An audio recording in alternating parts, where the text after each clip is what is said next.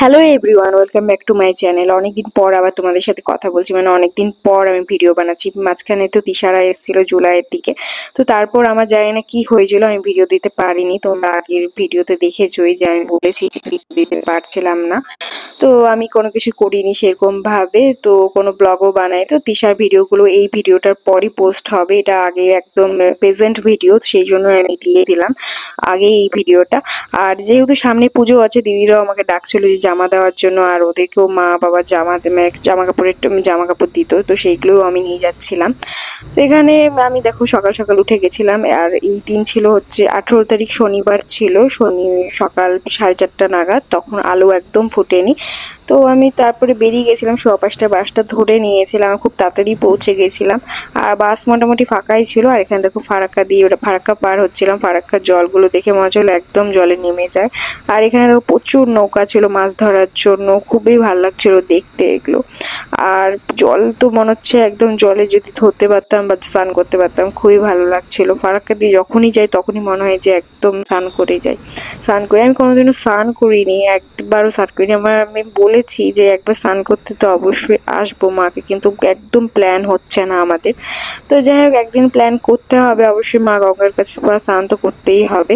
আমাদের বাড়ির এত কাছে এসে, মানে কাছে থাকা সত্ত্বেও আমরা আসতে পারি না। আর এখানে দেখো বহরমপুরে আমি পৌঁছে গেছিলাম। বহরমপুরে নেমে বহরমপুরে সমস্ত প্যান্ডেলের কাজ মোটামুটি শেষের পথে। এটা জয়পুরের একটা যেন বলে, সেটা একটু তোমরা প্লিজ কমেন্ট করো।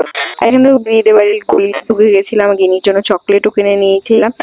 আর আমি পৌঁছে গেছিলাম 8:15 নাগাদ বহরমপুরে। তারপর ওখান থেকে টোটো করে আস্তে আস্তে আমার 8:30 বেজে গেছিল, খুব তাড়াতাড়ি পৌঁছে গেছিলাম।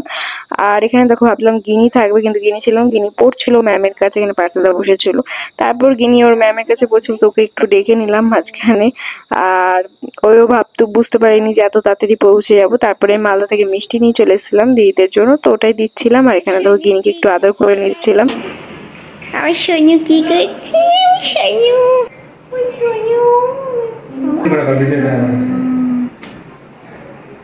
আই লাভ ইউ মিস করেছিস? হ্যাঁ, আদর টাদর করার পর পড়তে চলে গেছিল। তারপরে আমি স্নান করে একদম রেডি হয়ে গেছিলাম, আর রেডি হয়ে যাচ্ছিলাম বিষ্ণু কালীবাড়ি। এখানকার খুব বিখ্যাত একটা কালীবাড়ি, এর আগেও আমি ভিডিও বানিয়েছি। এই যে কালীটা একদম পাতাল থেকে উঠে এসছে। তো এখানে আমার মানত ছিল, যখন বাবা অসুস্থ ছিল তখনই আমি বলেছিলাম যে পুজো দিব। তো এখানে গিনি আর আমি চলে যাচ্ছিলাম, রেডি হয়ে গেছিলাম। আর এই কুর্তিটা পরেছিলাম, এই কুর্তিটা আমি চড়ক পূজার দিন পরেছিলাম, আর আজকে আবার পরেছি।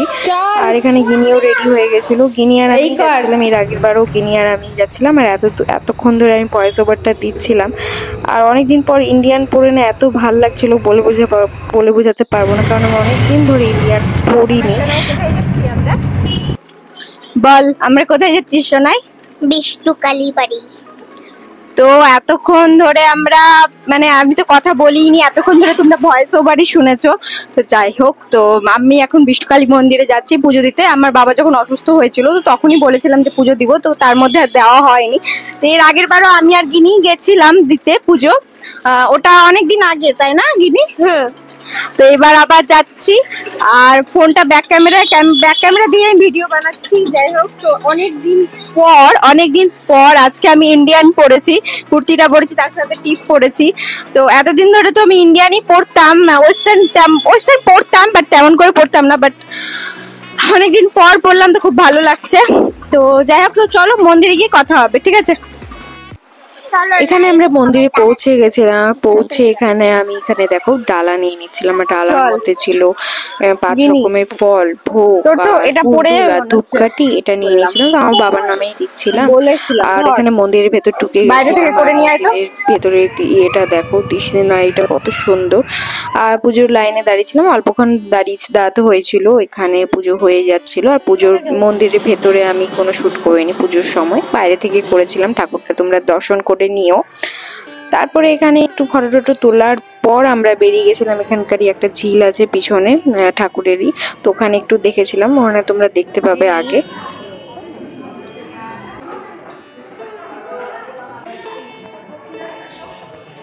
Blue colour.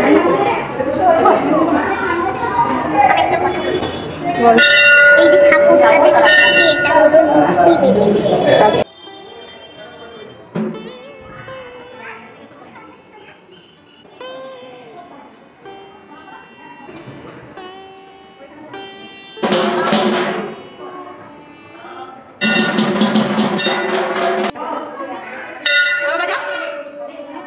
বাজা হ্যাঁ আরেকবার বাজা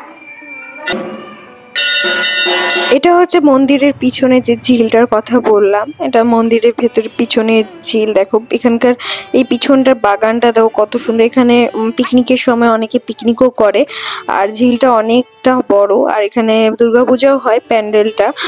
আর এখানকার সিনারিটা এত সুন্দর, কিন্তু এই ঝিলটা এই দিন খুবই নোংরা অবস্থায় ছিল। অন্যান্য দিন পরিষ্কার থাকে, আরো সামনেটাতে যাওয়া যায়, তো যেতে পারিনি আমরা। তারপর বাড়ি চলে এসেছিলাম। পুজো টুজো দিয়ে আসার পর বাড়িতে চলে এসেছিলাম। তারপরে বিকালবেলা দেখো রেডি হয়ে বেরিয়ে যাচ্ছিলাম, আর খেয়ে উঠে একদম একটুকু সময় পাইনি, একটু শুয়েছিলাম। তারপরে বললো যে দিদিরা যে চল ম্যাক্সে যাবে, এখানকার আমাকে জামা কিনে দিবে। তো তারপরে এখানে সবাই মিলে রেডি হয়ে গেছিলাম। গিনি আর আমি চলে যাচ্ছিলাম টোটোতে, আর দিদি আর পার্থদা স্কুটিতে যাচ্ছিল। আর এখানকার ম্যাক্সটা ছিল খাগড়াতে। খাগড়াতে কি কি জামা কিনেছি না কিনেছি তোমরা ওটা লাস্টে দেখতে পাবে। আর এখানে দেখো গিনি আর আমি আমাদের দুজনকে বলছিলাম যে দেখ গিনি ভালোই লাগছে দেখতে। তো এখানে দেখো চলে এসেছিলাম, আর রাস্তা প্রচন্ড জ্যাম ছিল, প্রচন্ড। এখানে দেখো ম্যাক্সে চলে এসেছিলাম, আর ম্যাক্সে কালেকশন মোটামুটি ছিল, মোটামুটি না কিছুই ছিল না, এক দুটা ছাড়া। আমার তো তেমন ভালোই লাগছিল না। তো যাই হোক আমরা এখানে যে শপিং টপিং করার পর এখানে চলে এসেছিলাম আজকে ফুচকা খেতে। এখানে দেখো গিনিও ফুচকা খাচ্ছে। গিনি এতদিন কিন্তু খেতে পারতো না ঝালের জন্য, হ্যাঁ এখন ওইও আমাদের সাথে পাল্লা দিয়ে ঠিক একদম আমরা যতটা খেয়েছি ততটাই খেয়েছে। তোমরা ভাবতে পারছো ততটাই খেয়েছে, মেয়ে এত বড় হয়ে গেছে। তারপর এটা নেক্সট দিন মহালয়ার দিন সকালবেলা তো আমি ঘুমিয়েছিলাম, আমি 5:15টার দিকে উঠেছিলাম, তখন দেখছি গিনিরা মহালয়া অর্ধেক দেখছে তখন। হ্যাঁ তারপরে আমি উঠেছিলাম। তো এখানে দেখো গিনি রেডি হয়ে গেছিল, কারণ ওর ড্রয়িং ছিল। কটা থেকে ছিল ড্রয়িং? 7টা থেকে ওর ড্রয়িং ছিল। তো এখানে গিনি রেডি হয়েছিলাম, তো আমি ওকে বলছিলাম শুভ মহালয়া বলো, ওর সাথে বদমাশি করছিলাম। দিয়ে তারপরে ওকে শুভ মহালয়া টহালয়া বলে আমি ঘুমিয়ে গেছিলাম। আবার আমি উঠেছিলাম, আবার 9টার দিকে ঘুম থেকে উঠেছিলাম। তারপর গিনিকে আনতে গেছিলাম। ওই ক্লিপটা যায় না কিভাবে, হ্যাঁ আছে কিছুটা আছে ক্লিপ। তারপরে আরো ওর একটা বন্ধু ছিল, গিনির একটা বন্ধু অর্ক নামে, ওর সাথে একটা ক্লিপ ছিল, কিন্তু ওটা ডিলিট হয়ে গেছিল। এটা বিকালবেলা আমরা একটা দোকানে চলে এসেছিলাম ডিম টোস্ট খেতে, আমি গিনি পার্থদা। তো আমরা এটা প্যাক করে বাড়িতে নিয়ে এসেছিলাম।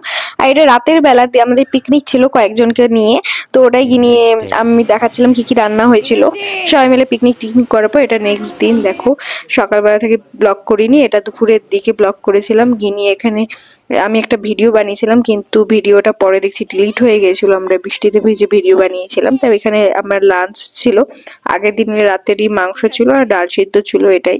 তো আমি লাঞ্চ করে নিচ্ছিলাম। স্নান করে নেওয়ার পর এখানে গিনিকে বুইনি বলছে, ইনি যেন কি বলছিল সেটা আমার এই মুহূর্তে মনে নেই। তারপর হচ্ছে এটা কিছুক্ষণ পরে গিনির এক বান্ধবী চলে এসেছিল, এটা ওর পাড়ার বান্ধবী, ওর নাম হচ্ছে রাহি। ওরা এখানে খেলছিল, ওদেরকে রেকর্ড করছিলাম। তারপরে এখানে দেখো পরের দিন সকালবেলা আমি তখন বাজে 4:45 নাগাদ আমি রেডি হয়ে গেছিলাম। আর গিনি তো একদম ঘুম থেকে উঠছিলই না, প্রতিবার তাই করে, যাওয়ার সময় ঘুম থেকে উঠে না। আর তারপরে যখন চলে যাই আমি বাসে থাকি তখন কান্নাকাটি, ঘুম থেকে উঠে কান্নাকাটি শুরু করে। আর এবারও কান্নাকাটি করছিল। এখানে দেখো চলে যাচ্ছিলাম, ওয়েদার ভালোই ছিল, বেশ ঠান্ডা ঠান্ডা ওয়েদার ছিল। আর এখানে পার্থদা ছাড়তে যাচ্ছিল আমাকে, আর দুটো ব্যাগ হয়ে গেছিল। একটা ব্যাগ তো আমার ঘাড়েই ছিল, আর একটা ব্যাগ এই যে সামনে ব্যাগটা এটা ছিল, এত ভারী হয়ে গেছিল বলার কথা নাই। তো এখানে দেখো চলে আসছিলাম, আর ফারাক্কাও ঢুকে গেছিলাম। এখানে কাশফুলগুলো তোমাদেরকে দেখাচ্ছিলাম। আর এটা দেখো ফারাক্কার পরটা বৈষ্ণবনগরে ঢোকার পরে মানে আগে আছে টোল ট্যাক্সটা, ওখানকার জলের কলসিগুলো দেখো কিভাবে রেখেছিল, ওটাই দেখাচ্ছিলাম। আর এটা হচ্ছে আমার জামা কাপড় পুজোর। দিদি আমি কিছুই কিনিনি বলতে গেলে এবার, দিদিরাই মানে দিয়েছিল, পুজোতে দুটো দিয়েছিল। আর এই আগে রাখি টাকিতে আমি পেয়েছিলাম ওই জামাগুলো, সব একসাথেই নিয়ে এসেছিলাম, ওটাই দেখাচ্ছিলাম। আর আজকে ব্লগটা এতটাই রাখছি, টাটা বাই বাই।